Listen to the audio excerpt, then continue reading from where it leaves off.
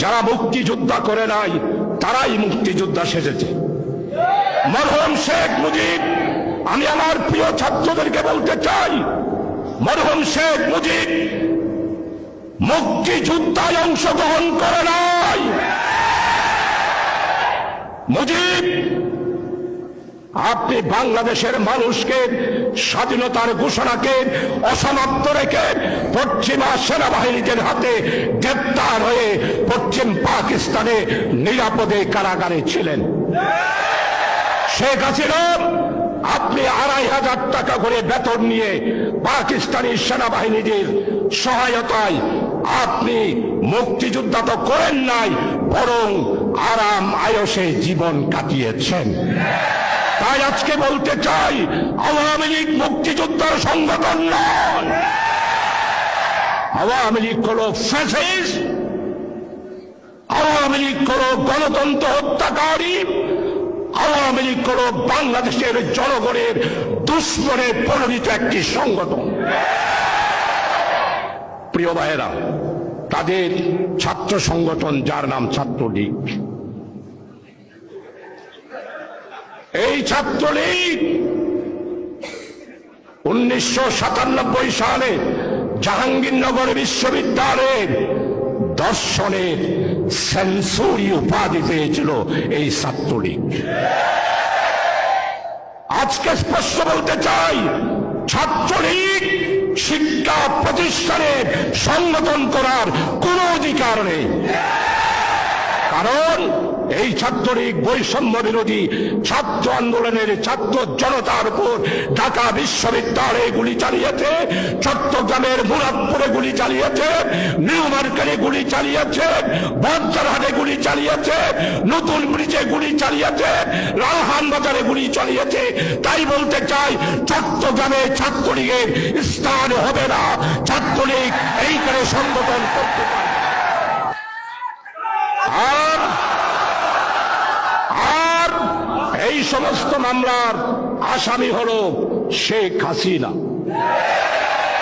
শেখ হাসিনা, আপনি আমাদের নেতারা পালাইলাম, এই দেশ গোলাম আজমের বাংলাদেশ, এই দেশ মাওলানা মতিউর রহমান নিজামীর বাংলাদেশ, এই দেশ আলী হাসান মোহাম্মদ মুজাহিদের বাংলাদেশ।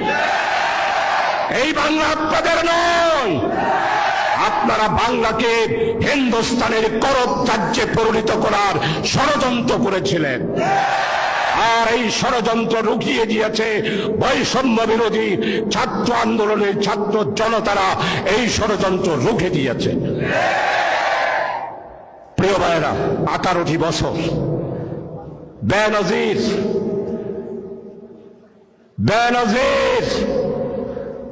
পুলিশ প্রধান ছিলেন, র্যাবের প্রধান। দেইতে হন্ড জেলায় ফেট হতো, গাল হতো। কি বলল? ছাত্র শিবির মিছিল করলে দেখামাত্র গুলি। এখন আসো না, একটু দেখামাত্র গুলির জন্য আসো। আমরা প্রতিশোধ নিই না, আমরা প্রতিহিংসা করি না। ছাত্র শিবির যদি প্রতিশোধ নিতে চাইতো, 1 মিনিটের জন্য এই ফ্যাসিস্ট আওয়ামী লীগ পুলিশ বাহিনী রাজপথে নামতে পারত না।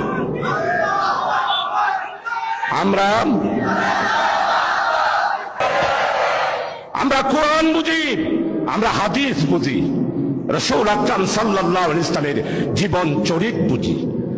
ছাত্র শিবির যদি চাইতো, গুলি দেখা মাত্রই গুলি। ছাত্র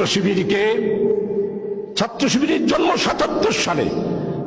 কিভাবে আওয়ামী লীগের নেত্রী পার্লামেন্টে ছাত্র শিবিরকে রাজাকারের দল হিসাবে পার্লামেন্টে আপনি বক্তব্য রাখবেন? প্রশ্ন রাখতে চাই, আপনি ছাত্র শিবিরকে রাজাকার হিসাবে প্রদান করতে পারেন নাই, স্বাধীনতা বিরোধী হিসাবে প্রদান করতে পারেন নাই, জঙ্গি হিসাবে প্রমাণ করতে পারেন নাই, সশস্ত্র সংগঠন হিসাবে প্রমাণ করতে পারেন নাই। তাই 1 আগস্টে আপনি ছাত্র শিবিরকে জামাতের সাথে সম্পৃক্ত করে নিষিদ্ধ ঘোষণা করলেন। করলেন কি? সন্ত্রাস দমন আইনে 18(1) ধারায় ছাত্র শিবিরকে নিষিদ্ধ করা হলো। করলো কে?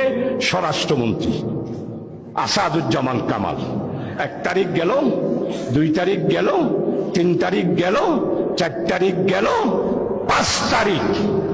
1 তারিখ 4:30টায় নিষিদ্ধ করলো, আর 5 তারিখ 4:30টায়, 4:45টার সময় শেখের বেটি শেখ হাসিনা বাংলাদেশ থেকে চুরের মতো পালায়া ইন্ডিয়াতে চলে যেতে হলো। এটাই হলো ছাত্র শিবিরের কারামত। এটাতেই প্রমাণ করে ছাত্র শিবির আল্লাহর দল। এটাতেই প্রমাণ করে ছাত্র শিবিরকে আল্লাহ ভালোবাসেন।